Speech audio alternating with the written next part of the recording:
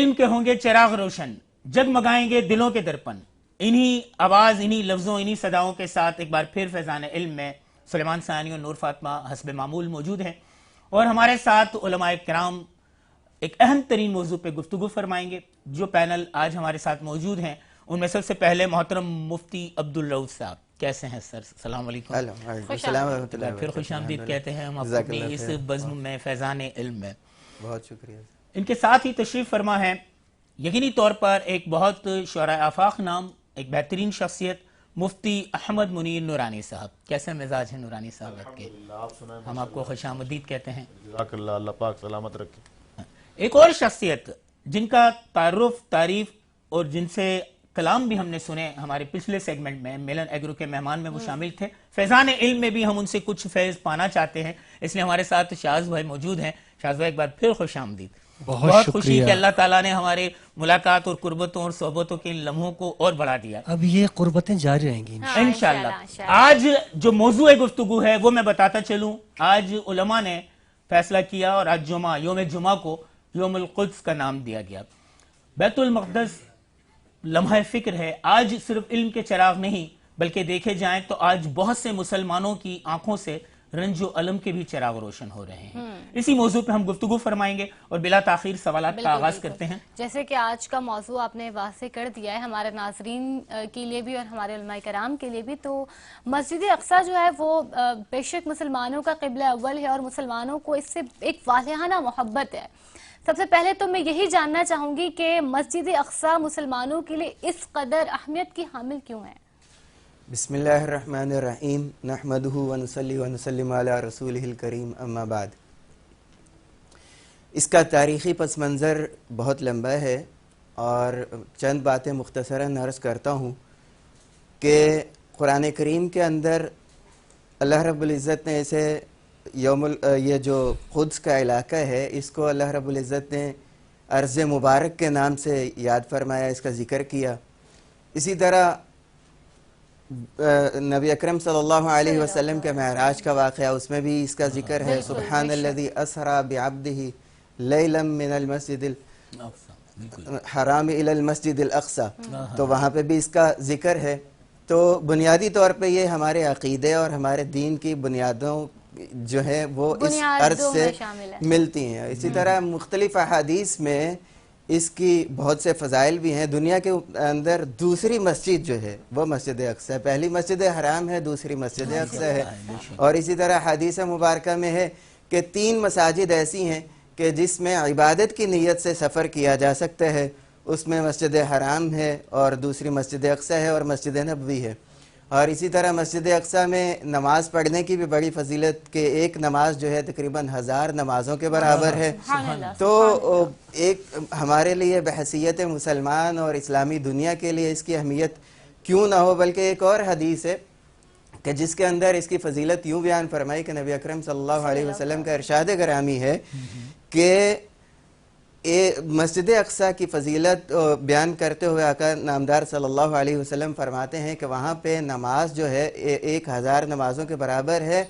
اور کسی صحابی نے پوچھا کہ یا رسول اللہ اگر مجھے اس پہ قدرت نہ ہو تو پھر کیا کروں؟ تو فرمایا کہ آپ کوئی ایسا تعاون کر دیں کہ آپ کی وجہ سے وہاں کوئی چراغ روشن ہو کہ تیل کی مد میں، تو بھی اللہ تعالیٰ آپ کو اس کی فضیلت جو ہے عطا فرمائیں گے. تو اس حدیث میں ہمارے لیے سب کے لیے سبق ہے، حتیٰ کہ ہم جو پروگرام کر رہے ہیں، سامعین جو سن رہے ہیں، کہ کسی نہ کسی مد میں اس نظریے کے ساتھ ہم جڑے رہیں، اس کاز کے ساتھ جڑے رہیں اور مسجد اقصیٰ اور اس مشن کے ساتھ کام کرنے والوں میں سے ہمارا نام کسی نہ کسی درجے میں لکھا جائے. تو انشاءاللہ العزیز ہمارا نام ان کے اندر لکھا جائے گا، ان فضائل حاصل کرنے والوں میں. اور ماہ مبارک کے اندر تو جہاں پہ نیکیوں کا اجر جو ہے کئی گنا بڑھ جاتا ہے، تو اس میں ہمیں جہاں پہ مختلف ہم عبادات کرتے ہیں وہاں پہ مسجد اقصیٰ کے ساتھ اپنی والہانہ عقیدت، محبت کا اظہار کرنا بھی ہماری ایمانی غیرت اور ہمارے ایمان کا حصہ ہے. بہت خوب آپ نے جواب عنایت فرمایا. میں محترم مفتی احمد منیر نورانی صاحب کی طرف آؤں گا اور ان سے میں سوال یہ کرنا چاہوں گا. واحد روئے زمین کی یہ واحد زمین ہے، پہلی اور آخری شاید اب تک کی، کہ جو نبیوں کی سجدہ گاہ بنی. امام الانبیاء، سردار الانبیاء، خاتم الانبیاء حضرت صلی اللہ علیہ وسلم نے جب شب معراج کو رات یہ نماز ادا فرمائی تو کم و بیش 1.25 لاکھ انبیاء نے یہاں سجدہ کیا، اور انبیاؤں کی سرزمین بھی مانی جاتی ہے کہ تقریباً 1.25 لاکھ میں 1 لاکھ انبیاء یہاں آئے۔ آج ہمارے دل اس لیے رو رہے ہیں۔ میں تھوڑا سا یہ جاننا چاہوں گا کہ مسجد اقصیٰ پر صلیبی حملوں اور صہیونی تسلط کی داستان کیا ہے، یہ تھوڑا سا آپ بتائیں کہ یہ کس طرح صلیبی حملے اور صہیونی طاقتیں جو ہم پر غالب ہوئیں، اس کی داستان تھوڑا سا۔ بسم اللہ الرحمن الرحیم، اللہم صلی وسلم وبارک دائما ابدا علی حبیبک خیر الخلق کلہم۔ دیکھیں، مسجد اقصیٰ اور اس کے اطراف کا جو علاقہ ہے، یہ وہ علاقہ ہے کہ اللہ رب العالمین نے قرآن پاک میں ارشاد فرمایا، سبحان الذی اسری بعبدہ لیلا من المسجد الحرام الی المسجد الاقصیٰ۔ پاک ہے وہ ذات جس نے سیر کرائی اپنے عبد خاص کو مسجد حرام سے مسجد اقصیٰ تک۔ پھر رب العالمین نے مسجد اقصیٰ کا تعارف کروایا، ارشاد فرمایا الذی بارکنا حولہ، وہ مسجد اقصیٰ جس کے ارد گرد ہم نے برکتیں رکھ دی ہیں، یعنی وہ مسجد اقصیٰ بھی برکت والی ہے، اس کے ارد گرد کا جو علاقہ ہے جو اطراف میں لگتا ہے وہ بھی برکت والا ہے۔ یہ برکتیں کیا ہیں، اس کے حوالے سے مفسرین نے مختلف اقوال نقل فرمائے ہیں۔ بہرحال مسجد اقصیٰ کے ساتھ مسلمانوں کا، جس طرح حضرت فرما رہے تھے، کہ دلی لگاؤ ہے، اور اس لگاؤ کی کئی وجوہات بھی ہیں۔ جیسے جو ہے مدینہ پاک میں ہجرت کر کے جب مسلمان آئے تو 17 مہینے اور کچھ دن اسی مسجد اقصیٰ کی طرف منہ کر کے نماز پڑھتے رہے۔ ہمارا وہ قبلہ اول بھی ہے، تو اس لیے مسجد اقصیٰ کے ساتھ ہمارا ایک دلی لگاؤ ہے اور والہانہ محبت ہے۔ تو بات یہ ہے کہ مسلمانوں نے حضرت سیدنا عمر رضی اللہ تعالیٰ عنہ کے دور میں جو ہے وہ علاقہ حاصل کیا، اور اس علاقے کو ایک منصفانہ انداز میں مسلمانوں نے چلایا کہ ہر کسی کے حقوق کا خیال رکھا۔ پھر اس کے کچھ عرصہ بعد لوگوں نے سازشیں کر کے اس کو دوبارہ حاصل کرنے کی کوشش کی، اور پھر وہ حاصل کر بھی لیا۔ پھر حضرت سلطان صلاح الدین ایوبی رحمۃ اللہ علیہ کے دور میں مسلمانوں نے دوبارہ اس کو حاصل کیا، اور پھر تاریخ روز روشن کی طرح واضح ہے کہ کس طرح جو ہے چند سال پہلے اس کو جو ہے پھر سازشیں کر کے ہمارے کچھ نام نہاد لوگوں کو اپنے ساتھ ملا کے جو ہے دنیا کا امن خراب کرنے کے لیے اس کو دوبارہ جو ہے صہیونی قوتوں نے ہتھیا لیا ہے۔ اب دیکھیں، دنیا میں جو ہے سب سے بڑا مسئلہ یہ مسئلہ ہے، مسجد اقصیٰ اور فلسطین کا مسئلہ سب سے بڑا مسئلہ ہے، مسئلہ کشمیر سب سے بڑا مسئلہ ہے، لیکن ہمارے حکمران بیک آواز ہو کہ اس کو نہیں اٹھا پا رہے ہیں، اور جو عالمی لیڈر نام نہاد بنے ہوئے ہیں وہ بھی کوئی انصاف کا جو تقاضا ہے وہ پورا نہیں کر رہے ہیں، جس کی وجہ سے یہ مسئلہ جو ہے روز بروز الجھتا جا رہا ہے۔ تو اس لیے مسلمانوں کو چاہیے کہ اتفاق اتحاد کے ساتھ ایک بھرپور طریقے سے آواز بن کے، طاقت بن کے اپنا جو قبلہ اول ہے اس کو حاصل کریں، تاکہ یہ مسئلہ ختم ہو اور امن اور سلامتی قائم ہو۔ کیا کہنا ہے، بالکل ایسا ہی ہے۔ اگر ہم مسلمان ایک ہو جائیں اور ایک آواز بن جائیں تو یقیناً یہ مسئلہ حل ہو سکتا ہے۔ یہاں پر ہمارے ساتھ ہمارے بہت ہی پیارے بھائی شاہ صاحب بھی موجود ہیں، اور بزم علم ہے، فیضان علم کی محفل سجی ہے، اور آپ جیسے یہاں پہ لوگ ہوں تو پھر کلام بھی بنتا ہے۔ لیکن اس سے پہلے میں ناظرین کو بتاتی چلوں کہ یہ آج جو سحری کے ہمارے لیے تعاون فرمایا ہے سحری میں، وہ فوڈ بریک کی طرف سے ہے۔ ہم چلتے ہیں ہمارے شاذ بھائی کے جانب، اور آپ علماء کرام سے گفتگو کا سلسلہ بالکل جاری رہے گا، لیکن وقت ہوا جاتا ہے سحری کا۔ شاذ بھائی کا کلام ہوگا، اور کلام سے ہی ہم جائیں گے سحری کے بریک پر۔ بہت شکریہ، اور الحمدللہ یہ کلام شیخ الاسلام مفتی تقی عثمانی صاحب کے مرحوم بھائی ذکی کیفی رحمہ اللہ تعالی کا کلام ہے، آپ کی نظر کر رہا ہوں۔ آپ ہی کے جلووں سے ہر طرف اجالا ہے، ظلمتوں سے انسان کو آقا آپ نے نکالا ہے۔ آپ ہی کے جلووں سے ہر طرف اجالا ہے، ظلمتوں سے انسان کو آپ نے نکالا ہے، اور جالیوں سے روزے کی چاندنی سی چھنتی ہے، جالیوں سے روزے کی چاندنی سی چھنتی ہے، اس کا نور کیا نور جس کا آلہ ہے، اس کا نور کیا ہوگا نور جس کا آلہ ہے۔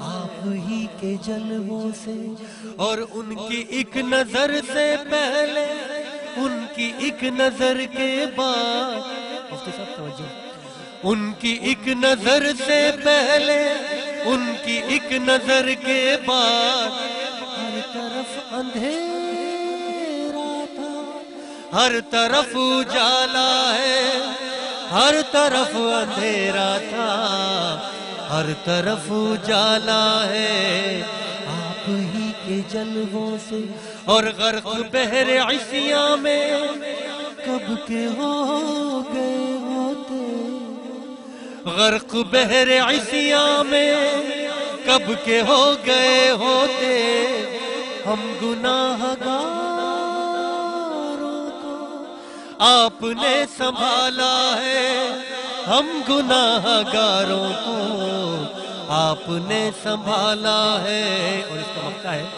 کہ ایک نظر کرم کی ہو حال زار کیفی پر، ایک نظر کرم کی ہو حال زار کیفی پر، آپ نے تو ذروں کو کہکشاں میں ڈھالا ہے، آپ نے تو ذروں کو کہکشاں میں ڈھالا ہے۔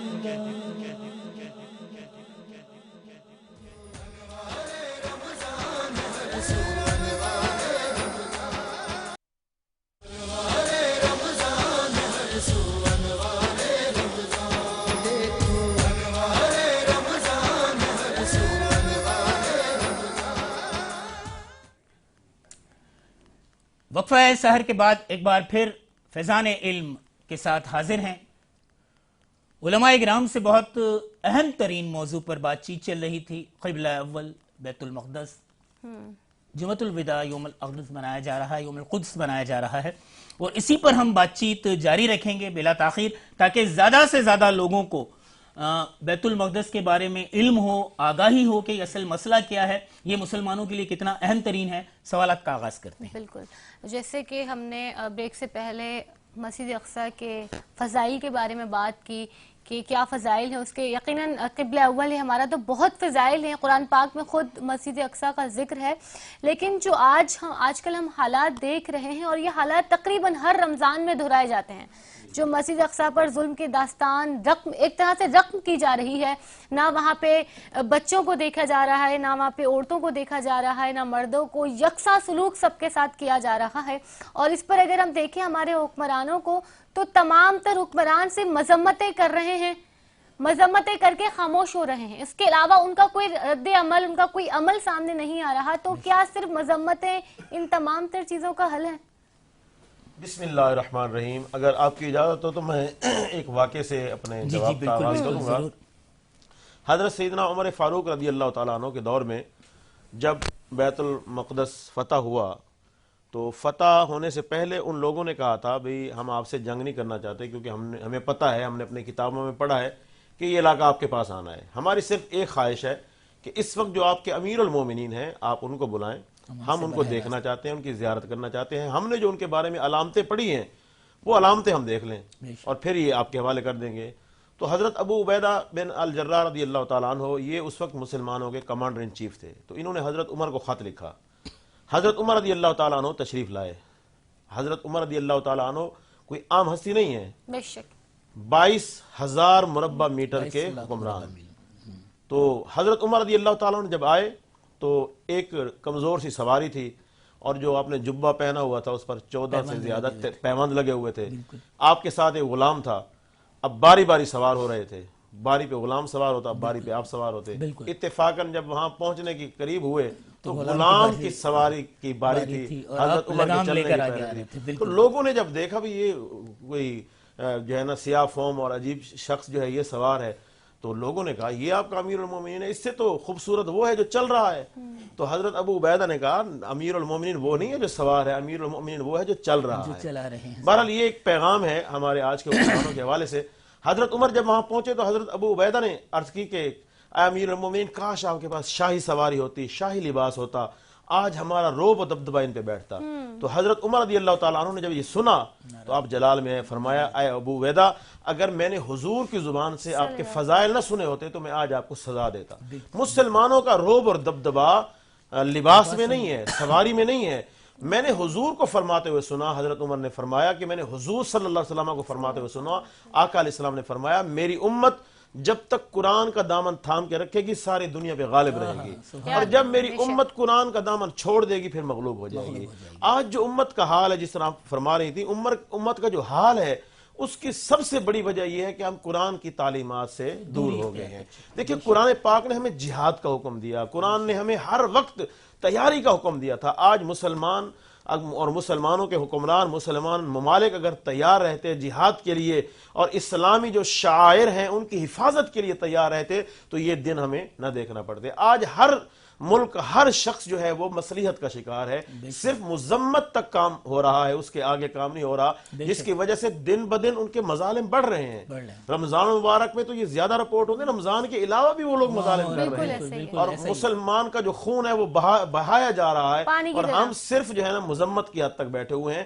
ہمیں چاہیے قرآن کا دامن پکڑیں اور قرآن کی تعلیمات کے مطابق ہمارے جو علاقے ہیں, ہمارے جو ممالک ہیں, ہمارے جو شہر ہیں, ہمارے جو لوگ ہیں, ہمارے جو شاعر ہیں, اسلامی جو شاعر ہیں, ان کی قرآن کی تعلیمات کے مطابق ہم حفاظت کریں گے تو انشاءاللہ وہ دن دور نہیں کہ جب مسجد اقصیٰ اور اس طرح کے دوسرے جو ہمارے مقبوضہ علاقے ہیں وہ واپس آ جائیں گے انشاءاللہ. آمین. بے شک مسائل کا حل صرف یہ نہیں کہ ہم کشمیری بھائیوں کے حق میں آواز اٹھائیں, ہم فلسطینی بھائیوں کے حق میں آواز اٹھائیں. آواز سے کچھ نہیں ہوتا, علم کے ساتھ عمل ضروری ہے. یہی اسلام کا پیام ہے. ہمیں عملی طور پر بین الاقوامی سطح پر UN میں ایک مسلم طاقت کی حیثیت سے ہمیں یہ احتجاج ریکارڈ کروانا ہوگا. ہمیں ان بھائیوں کے ساتھ ہمدردی نہیں ہونی چاہیے. ہمیں وہ بھائی ہمارا حصہ ہیں, صرف ہمدردی سے باتیں نہیں چلیں گی, عملی کوششوں کا بھی آغاز ہونا چاہیے. میں آپ کی جانب آؤں گا محترم مفتی عبدالرؤف صاحب. بطور مسلم امہ, یہ سوال کی تہمید میں نے اس لیے باندھی تھی, بطور مسلم امہ ہمیں اس دن ظالم اور غاصب ریاست اور صہیونی طاقتوں کو کیا پیغام دینا چاہیے جو ہم یوم القدس مناتے ہیں؟ اس دن ہمیں کیا پیغام دینا چاہیے اور اس حوالے سے مسلم امہ کا عملی کردار کیا ہونا چاہیے آپ کے خیال میں؟ بسم اللہ الرحمن الرحیم. میں اس سوال کا جواب جو ہے ایک تمہید سے عرض کرتا ہوں کہ ایک تو جواب ہوتا ہے کسی کا زبانی اور لفظی ہوتا ہے, اور ایک جواب ہوتا ہے عملی جواب ہوتا ہے. اور کسی بھی واقعے کے تجزیے کے دو وہ پہلو ہوتے ہیں, ایک تو فوری سدباب ہوتا ہے اور دوسرا اس کے روٹ کاز کو جان کے اس کے حوالے سے کوئی افیکٹو جو ہے ہمیں کوئی کردار اور کوئی افیکٹو رول نبھانا ہوتا ہے. تو سب سے پہلے اس قسم کے جو حوادث ہیں ان کی اگر ہم روٹ کاز جانیں تو اس کی وجوہات کیا ہیں, تو اس میں ہمارے اور کیا وہ جو اسباب جو ہمیں معلوم ہو گئے ہوئے ہیں تو کیا ہم نے ان کے سدباب کے لیے کوئی عالمی سطح پہ یا انفرادی سطح پہ کوئی کوشش کی, یا بدستور ہم انہی غلطیوں کا ابھی بھی شکار ہوئے جا رہے ہیں, انہی تفرقہ بازیوں کا اگین ہم شکار ہیں. آج کے اسی حادثے کو ہم لے لیں, القدس کے حادثے کو لے لیں, پوری دنیا, پوری مسلم دنیا جو ہے ایسے تلملا رہی ہے, بلبلا رہی ہے, چلا رہی ہے, اور ہر کوئی کونے کھدرے جہاں جو بن پا رہا ہے وہ اپنا کوئی منہ چھپا کے رو رہے ہیں, کوئی سرے بازار رو رہے ہیں, کوئی کہیں پہ کسی شکل میں جو ہے احتجاج ریکارڈ کروا رہے ہیں, کوئی کسی شکل میں کروا رہے ہیں. لیکن ہم سب اکائی ہو کے ایک جگہ پہ بیٹھنے کو تیار نہیں ہے. شیعہ ہو, سنی ہو, بریلوی ہو, دیوبندی ہو, وہ مسلمان پاکستان کا ہو, وہ کسی عرب ریاست کا ہو, وہ کسی مغربی ملک کے اندر بسنے والا ہو, ہر کسی کے دل کے اندر اپنے مسلم بھائیوں کا جو درد جو ہے وہ محسوس کر رہا ہے. لیکن آپس میں اجتماعی طور پہ امت بیٹھنے کو تیار نہیں ہے, اور یہ وہ غلطی ہے جس کی وجہ سے ہم ان حالات تک پہنچے ہیں. اور اگین اگر ہم نے اس روٹ کاز کو اگر آئیڈینٹیفائی کر کے ہم نے اس کا سدباب نہیں کیا تو وہ جو شعر ہے جس کا ایک مقطع ہے کہ لمحوں نے خطا کی صدیوں نے سزا پائی, تو یہ سالوں کا قصہ نہیں, یہ صدیوں تک ہمیں نشان عبرت بنایا جائے گا۔ نبی اکرم صلی اللہ علیہ وسلم کا فرمان عالی شان ہے، آپ صلی اللہ علیہ وسلم نے فرمایا کہ ایک وقت آئے گا کہ غیر قومیں تم پہ ایسے ٹوٹ پڑیں گی کہ جیسے جو ہے کہ کھانے والے جو ہے ایک چمچ لے کے، کانٹے چھریاں لے کے اس کے اوپر جو ہے ایسے کھانے کو مختلف ہاتھ ٹوٹتے ہیں، تو اور تم اس وقت کچھ نہیں کر پاؤ گے۔ تو صحابہ نے پوچھا یا رسول اللہ کیا ہم اس وقت ہم اقلیت میں ہوں گے، کمزور ہوں گے؟ تو آپ صلی اللہ علیہ وسلم نے فرمایا تعداد میں تم بہت زیادہ ہوگے، لیکن اس کے باوجود تمہاری حیثیت وہی ہوگی جو سمندر کے اوپر ایک جھاگ کسی ہوتی ہے۔ تعداد میں نظر آنے میں تو بہت ہوگے، لیکن حقیقت میں اس کی ویلیو وقت کچھ نہیں ہوگی۔ کیوں کہ حقیقی جو اسباب ہیں، جو حقیقی ایمان کا تقاضا ہے وہ کچھ نہیں۔ اور اسی کے پس منظر میں ایک اور حدیث نبوی صلی اللہ علیہ وسلم عرض کرتا ہوں کہ جس میں نبی اکرم صلی اللہ علیہ وسلم کا ارشاد گرامی ہے، آپ نے فرمایا کہ ایک وقت آئے گا کہ تم جو ہے دنیا کے مظلوم انسان بن جاؤ گے، اور صحابہ نے پوچھا کہ آخر اس کا سبب کیا ہوگا؟ فرمایا کہ تم موت کو ناپسند سمجھنے لگو گے، دنیا کو محبوب جان لو گے، یعنی دنیا کو۔ اور اگر ہم دیکھیں تو یہ جو خصلت جو ہے یہ یہودیوں کی خصلت تھی۔ یہودی کیونکہ ظاہر پرست تھے اور وہ دنیا سے، موت سے بہت خوف زدہ ہوتے تھے، لیکن مسلمان کے لیے جذبہ جہاد اور شہادت کی موت جو ہے شہد سے زیادہ ایک لذیذ چیز اور ایک میٹھی چیز تھی، اور ان کے لیے تو یہ تھا کہ ادھر میری جان نکلی، ادھر میں اپنے اللہ کے حضور جو ہے دربار عالی میں حاضر ہو کے اپنے اللہ کا دیدار کروں گا۔ لیکن جب سے ہم مسلطوں کا شکار، جیسے حضرت نے بھی اس طرف نشاندہی فرمائی کہ وہن جو ہے، کمزوری جو ہے، یہ حقیقت میں ہمارے اسباب میں، ہماری پستی کے اسباب میں سے ہے۔ یہ ہے کہ نا اتفاقی اور موت سے کراہیت جو ہے، ہمیں مسلمانوں کو چاہیے کہ ہم جذبہ جہاد، جذبہ شہادت اور اس کے بعد اتفاق و اتحاد کے ساتھ دنیا کو عملی پیغام دیں کہ ہمارا فلسطین ہمارا ہے، کشمیر ہمارا ہے۔ ہم شیعہ ہوں، سنی ہوں، دیوبندی ہوں، بریلوی ہوں، پاکستانی ہوں، کسی بھی رنگ نسل سے ہوں، ہم ایک ہیں۔ ہم ایک نبی کے ماننے والے، ایک قرآن کے ماننے والے، ایک کعبہ کو ماننے والے ہیں۔ جیسے قدس ہمارا قبلہ اول تھا، اسی طرح کعبۃ اللہ بھی ہمارا قبلہ ہے۔ ہم ایک ہیں، ایک رہیں گے انشاءاللہ العزیز۔ ہمیں عملاً المیہ یہی ہے حضرت، اور آپ کی باتوں سے جو ایک نتیجہ میں نے اخذ کیا وہ یہ ہے کہ ہم دور اسلام سے ٹوٹے ہوئے وہ موتی ہیں جو بکھر چکے ہیں۔ جب یہ سارے موتی ایک ڈور میں پرو دیے جائیں گے تو پھر ایک تسبیح بن جائے گی، اور جب تسبیح ہوگی تو پھر فتح بھی ہوگی انشاءاللہ۔ میں مفتی احمد منیر صاحب کی جانب آؤں گی، اور کیونکہ ہم نے جانا حکمران کے حوالے سے جس طرح بات کی، تو مسجد اور مدرسے کے علماء کرام ہوتے ہیں، ممبر و محراب کا بھی کوئی کردار اس میں ادا ہو سکتا ہے؟ بسم اللہ الرحمن الرحیم۔ دیکھیں بات یہ ہے، دورانیے میں جی بات یہ ہے کہ اسلام کے ہر دور میں ممبر اور محراب کا مرکزی اور بنیادی کردار ہے۔ بے شک اسلام کا جو وہ دور ہے جس میں اسلام پوری دنیا کو جو ہے پوری دنیا پہ غالب تھا، اس دور میں بھی ممبر اور محراب کا کردار تھا۔ اور یاد رکھیں، آپ میری اس بات سے اتفاق کریں گے کہ جب تک اسلام کا تعلق ممبر محراب سے گہرا رہا ہے اور حکمرانی کا تعلق ممبر محراب سے گہرا رہا ہے، اسلام نے ہمیشہ ترقی کی اور غلبہ پایا ہے۔ اب ہمارا مسئلہ یہ ہو گیا کہ ہم نے دو راستے بنا لیے ہیں۔ ہم کہتے ہیں ممبر محراب یہ علماء اور مولوی حضرات کا راستہ ہے، حکمرانی اور دوسری چیزیں یہ دوسرا راستہ ہے۔ تو اس کا نتیجہ یہ نکلا کہ جب الگ الگ ہوئے، پہلے ہم فرقوں میں بٹے ہوئے تھے اور پھر اس طریقے سے بھی ہم الگ ہو گئے، نتیجہ یہ ہماری قوت کمزور ہو گئی۔ اور جس طرح حضرت کہہ رہے تھے کہ ہم میں اب دنیا کی لالچ نعوذ باللہ زیادہ آ گئی ہے، اور آخرت اور موت کے حوالے سے ہم بالکل تذبذب کا شکار ہیں۔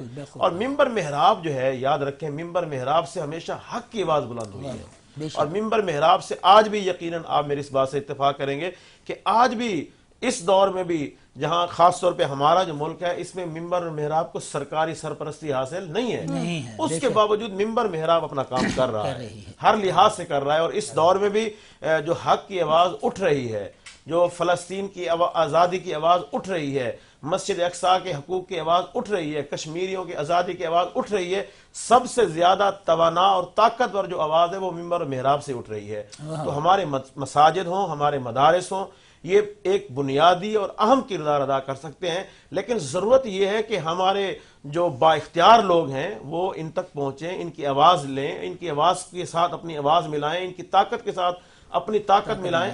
یاد رکھیں کچھ چیزیں ایسی ہوتی ہیں جن کو تھوڑے سے سہارے کی ضرورت ہوتی ہے, اگر تھوڑا سا سہارا مل جائے تو وہ بہت بڑا کام ہو جاتا ہے. تو اس لیے ہمیشہ ہمیں یہ جو ہے نا اتفاق اور یگانگی کا مظاہرہ کرتے ہوئے منبر اور محراب کو بھی اپنے ساتھ ملانا چاہیے, اور منبر محراب کی جو آواز ہے اور اس کا جو کردار ہے وہ بنیادی ہے, وہ بنیادی ہے, کیونکہ منبر اور محراب نے ہمیں جہاد کا فائدہ بتانا ہے, منبر محراب نے ہمیں شہادت کے فضائل بتانے ہیں, منبر محراب نے ہی ہمیں بتانا ہے کہ یہ راستہ سیدھا ہے اور یہ راستہ غلط ہے. تو اس لیے بنیادی اور عام کردار ہے منبر محراب کا اس حوالے سے. ماشاءاللہ, بہت خوبصورت جواب عنایت فرمایا آپ نے اور بہت مفصل جواب. آپ کی تمام باتوں سن کر ایک چیز میرے ذہن میں جو آ رہی ہے کہ دیکھیں, ریاست اور سربراہان مملکت کا کردار اپنی جگہ, چاہے جتنی اسلامی ریاستیں اور سربراہان مملکت ہیں وہ اپنا کردار ادا کر رہے ہیں, منبر و محراب کا کردار بھی اپنی جگہ. میں آپ سے پوچھنا چاہوں گا مفتی عبدالرؤف صاحب کہ یہ جو این جی اوز ادارے کھلے ہوئے ہیں, یہ جو جلسے جلوس کرتے ہیں, احتجاجی آوازیں بلند کرتے ہیں, پھر دعوتیں ہوتی ہیں, کھانے پینے کھائے جاتے ہیں, وہ بڑے بڑے نعرے لکھے جاتے ہیں, تو یہ ہمدردیاں اس سے کیا, ان کو کیا حاصل ہو رہا ہے؟ خود ہمدردیاں حاصل کر رہے ہیں ان کے نام پر. ایسے اداروں کے بارے میں آپ کیا کہیں گے, یہ اپنا کردار کس طرح ادا کر سکتے ہیں, مثبت کردار؟ جی بسم اللہ الرحمن الرحیم. اگین پرابلم وہی ہے کہ ہم وہی سیریمونیل چیزیں جو ہیں ان کو انجوائے کرتے ہیں فار دا ٹائم بینگ, کہ جیسے اس کو دیکھا کہ ابھی یہ ایونٹ آ گیا ہے تو اس کے ایک سپرفیشل یا آرٹیفیشل قسم کی اپنی وہ چیزیں کہ مطلب وہ کر لیے, اس کا جذبات کا اظہار بھی کر دیا, لیکن جیسے ہی ٹائم گزرا, دن گزرا, اس کے بعد اس کا میسج, اس کا پیغام اور اس کے ٹیک اویز جو ہیں وہ ہم نے یکسر فراموش کر دیے. تو مطلب یہ ایک ناکام قوم کی علامت ہے, ناکام قوم کی علامت ہے. اور کامیاب اور جو قوم جس کا خاصہ ہو سکتے ہیں وہ یہ ہے کہ ہمیشہ اپنے ماضی کے تجربات سے سیکھیں اور اپنے مستقبل کے لیے کنسٹرکٹیو رول پلے کریں, اور اپنے جو اہداف طے کریں کہ ہم نے ماضی میں کہاں ٹھوکر کھائی, کہاں غلطی کی, اور ابھی ہمیں کیا کرنا ہے. اب وقتی طور پہ کچھ بھی ہے لوگ کرتے ہیں, آئے ہوئے جو بھی ہے احتجاج کر دیے, لوگوں کو اکٹھا کیا اور کھانے پینے کر کے اپنی اپنی جگہ پہ اگین اپنی لائف جو ہے اس میں دوسری جگہ پہ چلے گئے. تو اس سے کیا ہوگا؟ کچھ بھی نہیں ہوگا.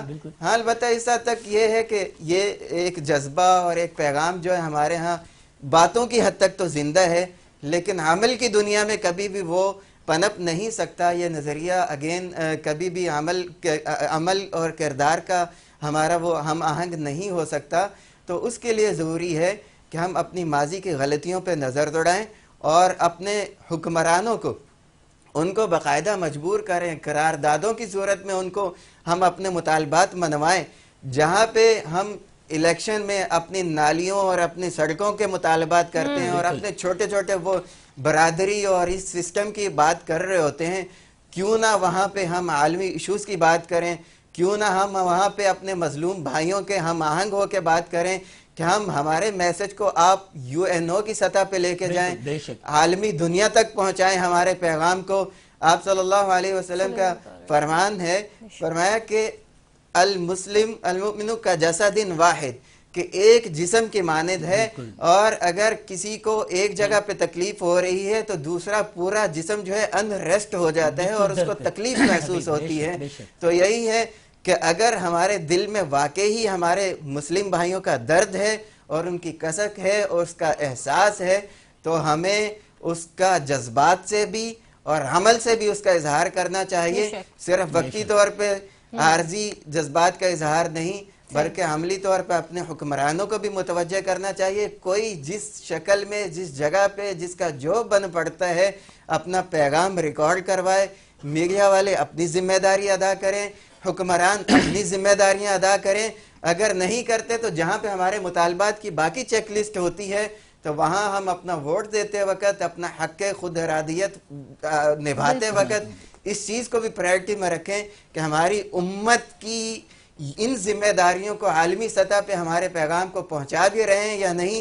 صرف وہی جو ہے جو مثال ہے کہ اگر ایک کشتی جو ہے، کشتی کے مختلف طبقات ہوتے ہیں جیسے بحری جہاز کے ہوتے ہیں، تو وہاں پہ حدیث مبارکہ میں اس کی مثال بتایا کہ اگر لوگ جو ہیں نیچے کے کھانے والے جو لوگ ہیں، نیچے طے کھانے والے جو لوگ ہیں کشتی کے اندر، اگر وہ یہ محسوس کریں کہ ہم نیچے سے براہ راست پانی نکال لیتے ہیں سوراخ کر کے، اور اوپر والے اگر منع نہیں کریں گے تو یقیناً پورے کا پورا جہاز ڈوب جائے گا.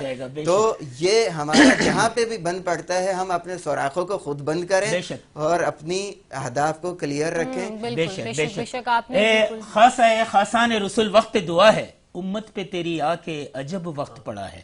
ہم گفتار کے غازی ہیں لیکن گفتار کا غازی بن کر ہم بیت المقدس کی جنگ کے غازی نہیں بن سکتے. ہمیں کردار کا غازی بننا ہوگا، تب ہم حقدار اور غازی بنیں گے فتح مبین کے. ہمیں مذمت اور احتجاج ان سب کو ایک طرف کر کے عملی طور پہ کچھ کرنا ہوگا اپنے مسلمان بھائیوں کے لیے. بہت پیارا پڑھتی ہوں، میرا جی چاہ رہا ہے کہ میں تمام امت مسلمہ کو، وہ بار بار ہم کہتے رہے ہیں بالکل، اور میں تمام امت مسلمہ کو یہ پیغام دینا چاہوں گا کہ بلکہ آپ اگر وہ شعر پڑھیں اور پھر سلام کی طرف آپ پڑھیں. مسلمانوں بہر عمل تیار ہو جاؤ، مسلمانوں بہر عمل تیار ہو جاؤ، نہیں یہ وقت غفلت کا، بس اب بیدار ہو جاؤ. بے شک ہمیں اب بیدار ہونا ہوگا. اسی کے ساتھ میں آپ دونوں ہی حضرات کا، علماء کرام کا بہت ہی زیادہ شکریہ ادا کرنا چاہوں گی کہ ایک اہم موضوع پہ ایک بہت ہی زیادہ اچھی گفتگو رہی ہے، اور اس گفتگو کا جو نچوڑ ہے وہ صرف اتنا ہے کہ ہمیں احتجاج، مذمت اور تمام تر ایسی چیزوں کو ترک کر کے عملی طور پہ اپنے ان مسلمان بھائیوں کے لیے کچھ کرنا ہوگا، چاہے وہ مقبوضہ بیت المقدس کے مسلمان بھائی ہوں یا پھر مقبوضہ آزاد کشمیر کے ہوں. ہمیں ان سب کے لیے ہی عملی طور پہ کچھ کرنا ہوگا.